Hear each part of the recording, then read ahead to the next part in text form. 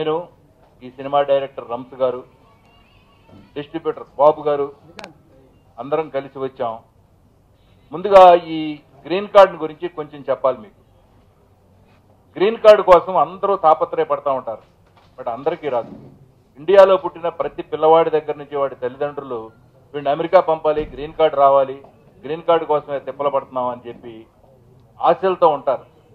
కానీ ఆ green card వచ్చిన తర్వాత వాడు ఎన్ని బాధలు పడతాడు, ఆ గ్రీన్ కార్డు కోసం ఎన్ని బాధలు పడతాడు, ఇవి అమెరికా వెళ్ళిన వాళ్ళకే తెలుస్తుంది. అమెరికా అంటేనే పెద్ద బురద గుంట, దానిలో దిగామంటే ఆ బురద కడుక్కోవడానికి కూడా వీలు కాదు, దాంతో బాధపడాల్సిందే. అక్కడ ఎన్ని బాధలు ఉంటాయో అవన్నీ కూడా ఈ సినిమాలో రంస్ గారు చక్కగా చెప్పారు.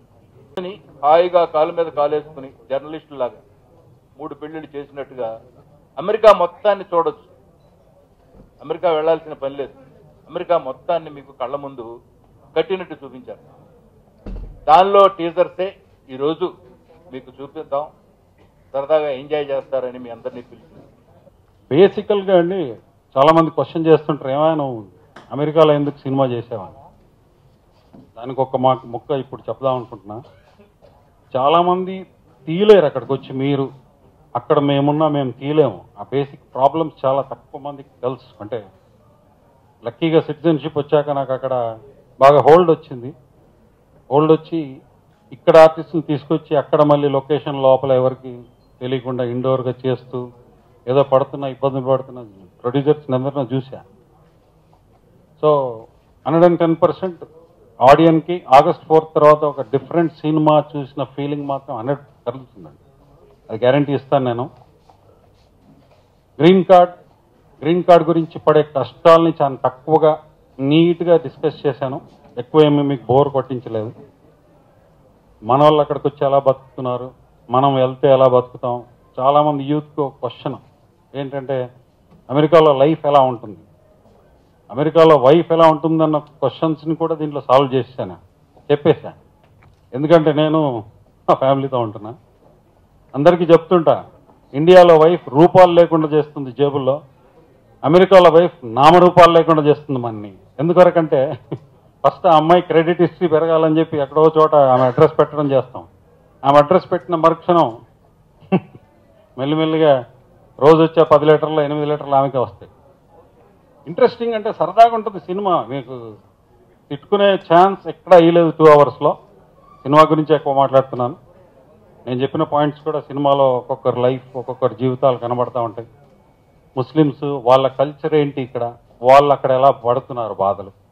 అమెరికా కోర్స్ అంతే, ఎన్నో కారణాల వల్ల అమెరికాకు వస్తున్నారు.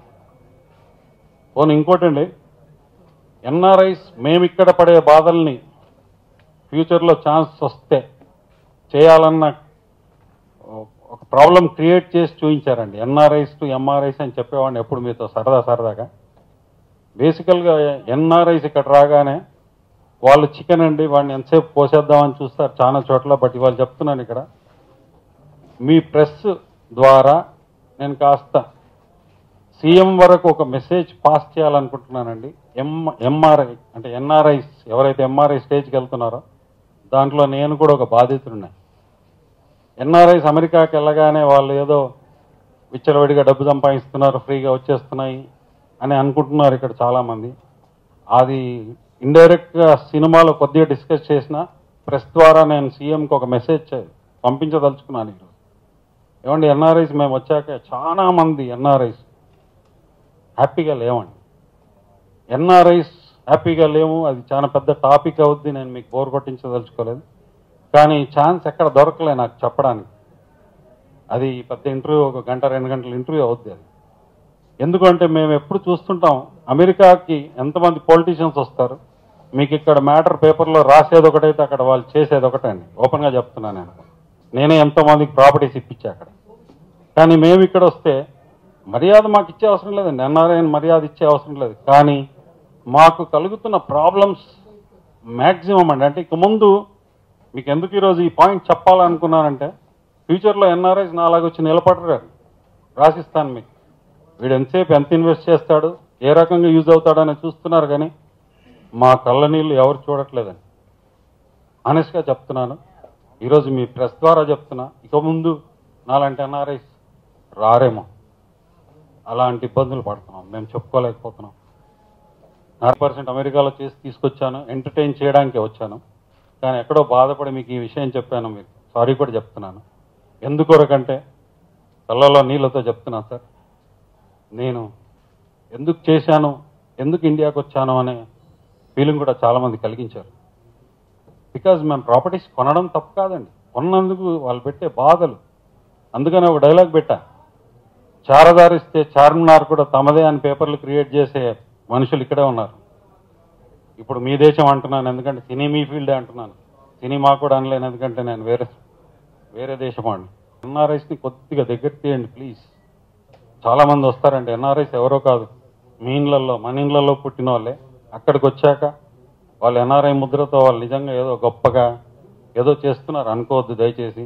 చాలామందికి ఉన్నాయి అమెరికాలో చాలా మంచి లైఫ్, ఫ్రీగా అమ్మాయిలు దొరుకుతారంట, ఫ్రీగా అది దొరుకుతారు, అన్ని అబద్ధాలండి. దయచేసి వినండి, అందరికి చెప్తున్నాను. మీరు ఇలా ఎక్కడ ఎలా బతుకుతున్నారు, అంతకన్నా హీనంగా బతుకుతున్నాం మేము అక్కడ. 100% మాకు డబ్బు వస్తుంది అనుకుంటే మీరు పొరపాటండి. ఎందుకంటే ఇక్కడ చేయలేని పనులు అక్కడ చేస్తాం. ఇక్కడ పిజ్జా నేను మీరు చెప్తే నేను మోయలేను, కానీ అక్కడ మోసాను. ఎందుకంటే చూసేవాడు ఉండడు అక్కడ. సో ఎన్ఆర్ఐలు ఎవరో కాదండి, మన ఇంట్లో పిల్లలే. ఎన్ఆర్ఐ ఒక సినిమా చేశాడు, గ్రీన్ కార్డ్ అనే సినిమా. దీన్ని ఆదరిస్తారు ప్రజలు డెఫినెట్గా, ఎందుకంటే ఆ డిఫరెన్స్ చూపించాను. రెగ్యులర్ రొటీన్ ఫార్మాట్ని బ్రేక్ చేశాను సార్. 6 పాటలు 4 ఫైట్లు బ్రేక్ చేశాను, ఓపెన్గా చెప్తున్నాను. చాలా చిన్న సినిమాలు, చరిత్రలో హిట్ అయిన సినిమాలు చూసుకొనే చేశాను. ధైర్యంగా మా ప్రొడ్యూసర్ పక్కనే ఉన్నాడు, అమెరికాలో ఉన్నాడు శ్రీనివాస్ గుప్తా అనే వ్యక్తి. మిగిలిన వాళ్ళందరూ హెల్ప్ చేశారు. డిఫరెంట్ సినిమా అవుద్ది అని బల్లగుద్ది అందరూ చెప్పినట్టే నేను చెప్తాను, కానీ ఒక్కటి మాత్రం చెప్తాను సార్, నేను చేసింది ఇంకొక 10 ఏళ్ల వరకు అయితే చేయలేరు. ఇది ఛాలెంజ్ కడతాను నేను. ఎందుకొరకంటే గత 15 ఏళ్లలో అక్కడ చూసి చేశాను.